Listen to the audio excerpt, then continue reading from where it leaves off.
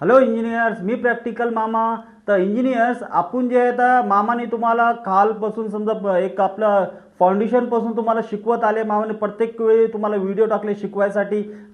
कॉलमचा वळंबा कशा करतात, बीम वगैरे, फुटिंग वगैरे, जे काही मामाला शिकवायचं एक मामाने तुम्हाला छोटासा एक प्रयत्न केला शिकवायसाठी.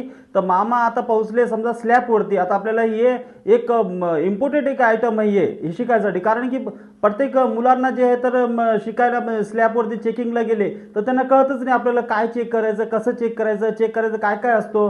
तर असंच मामा जे आहेत आता एक दोन व्हिडिओ यूट्यूबवरती येणार आहेत मामाचे.